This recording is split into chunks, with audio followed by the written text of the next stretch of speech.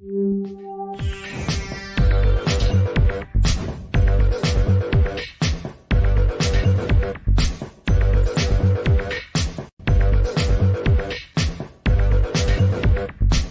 everybody, welcome to the show. You know where you are, the 9 at 9 with me, Tigo. And if you're sitting there right now, you know I've got an amazing expert coming up today.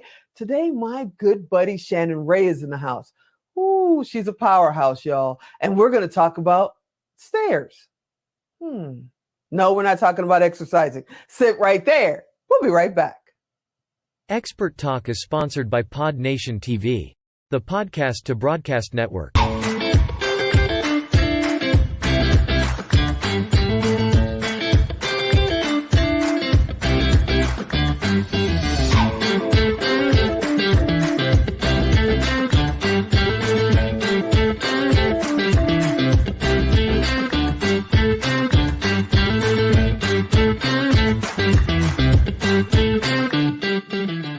Hey everybody, welcome back. Yeah, you heard me right. We're going to talk about stairs.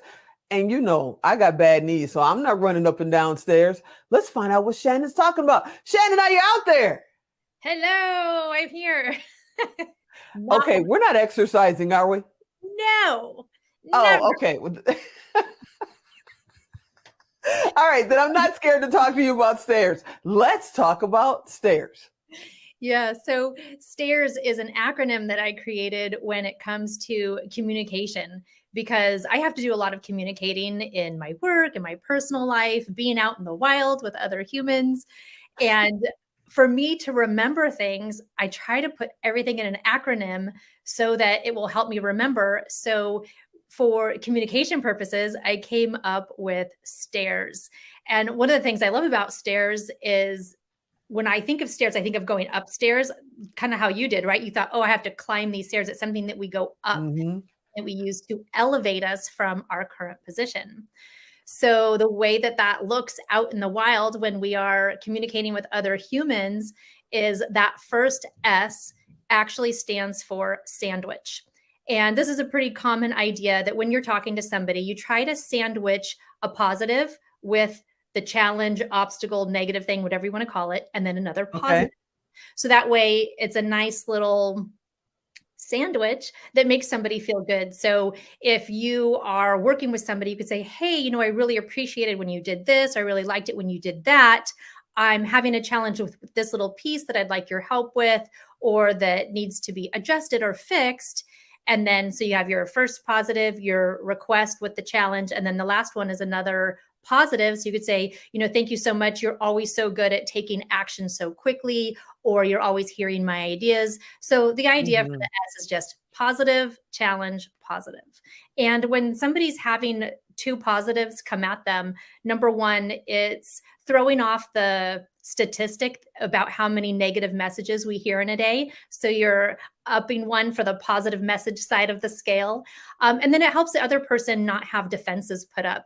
You know, if I just came to you and I'm like, Tigo, the way that thing was not cool, you would automatically go into defense mode. So using the sandwich technique with the positive, challenge, positive just helps people be in that listening kind of mode. That's really cool. Okay, so that's S. Let's go to T. T is thing. So make it about the thing instead of the person. So if I'm having a challenge with somebody, instead of saying, you did this, you did that, I would make it about the thing. Like, hey, I noticed this thing didn't get done. And then it just opens the door for conversation. Like, can you help me understand why? Do you need more information? Is there something I don't know about? And so you just try to make it about the thing instead of a personal attack on the other person. And that's usually how it feels when somebody comes at us when we've done something where we drop the ball. It does kind of feel like an attack. And so to help the other person not take it personally, but hey, this is something that needs to be done. It's cool. We're in this together. Make it about the thing. And again, it will help them drop their defenses. So then they're more likely to be able to brainstorm solutions. So you're a mom. Yes. How does this work? How does the T in stairs work with you and your children? Because you can use that with your kids, not just business communications, right? Yeah, it might sound something like, and this happens quite a bit. Hey, I noticed there's still dishes in the sink. What do you need to get that done? Is, you just open that door for communication. But hey, I'm noticing that there's still laundry in the basket. The trash hasn't been taken out yet. So just make it about that. And then you can just put in a reminder there. And we'll get to the I a little bit later, but just making your request for what you want done. That's way better than what my mom used to do. She would just threaten to take away everything in my world if I didn't get it done. That never really worked, though. Yeah. Maybe your way is much, much better. A lot of practice. And I've been a mom for 23 years now. Oh, stop lying. You look like you're 23. Oh my God. My twins are 23. So I've had a lot of practice with this. Wow. Wow. That's amazing. Okay. So A.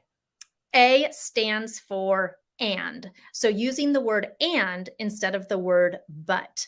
So some people might have heard that when you use the word but, it erases everything before that in the sentence. So, hey, Tigo, you're doing a great job, but then you're going to go, wait a second, what but? And again, the defenses come up where if I could say, hey, Tigo, you're doing a great job, and could you do this as well? Or would you do this as well? And then expand on it from there. The word and has a lot better open kind of energy to it that will allow someone to better hear your request or hear what it is you're needing to say. So anytime you can erase the word but from your sentences is very helpful. And I have to joke about this. I'm laughing because the way that I learned about the word and was actually in improv. So I took classes to help me be on stage, to feel more comfortable just talking off the fly. And everything in improv is yes and. So you're always bringing in the other person's insights or ideas and then saying yes and this. So the funny thing for me is that when I'm using this, when people are talking to me, I'll say yes and I tend to overemphasize the and the people that are very close to me go, like, do. Like, sorry, but it's working. I love it. I love it. And see, and I'm one of those people that hates the but part, and you can feel it coming. Here comes the but. And you just immediately lock up and get ready to get hit by it. So I really like this idea of the A. That's amazing. Yeah. And again, you just proved my point, right? That all of these ideas are to help drop the defenses for the person that you're communicating with. And that's what we want. If my defenses are up, I'm not going to be able to be creative in helping find a solution, or I'm not going to be looking for the answer because I'll be busy internally trying to defend myself. Totally. Okay, let's go. Because he's going to cut us off when we don't get this done. So give me the I. We need to run up the stairs. Okay, the next one is I, which is I statements. So very simply being able to say, hey, I'm feeling this. I need this. I want that.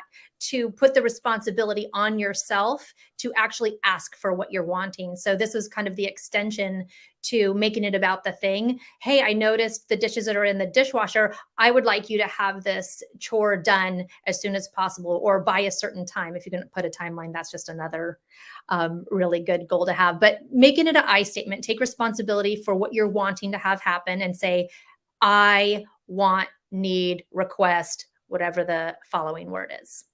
Awesome. R, responsibility. Take responsibility for your stuff. If you're the one that dropped the ball, be the first one to step up and say, hey, this is on me. I didn't do this. I could have done this differently. I didn't have enough information before I took action. I should have asked more questions. Whatever it is, take responsibility for as much as you can in your life, even if it's the good stuff. And people who know me personally know that even if I get accolades for something, oh, Shannon, you did such a great job, I'll be the first one to say, thank you so much. It was actually this person. And so part of that responsibility goes on me to make sure that the right people get highlighted, get the props, get the pat on the back for the amazing job that they're doing. I love it. And finally, S.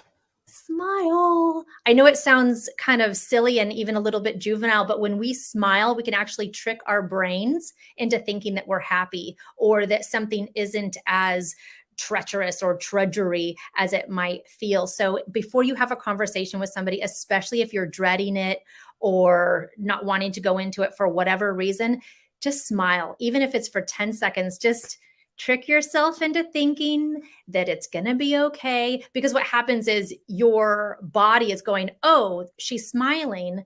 She must be happy. This must not be a big deal. So you actually train your mind and body to believe you. That's awesome. How do they get in touch with you? Email me at shannon@traumaedco.com. Forward to taking the stairs. This was awesome. Thanks for being on. You are so welcome. Thank you so much. And yeah, take the stairs and let me know how it works for you. That's awesome. I hope you guys loved this episode as much as I did. You know I want you to come back next time. And as always, I'm Tigo. I'll talk to you next time.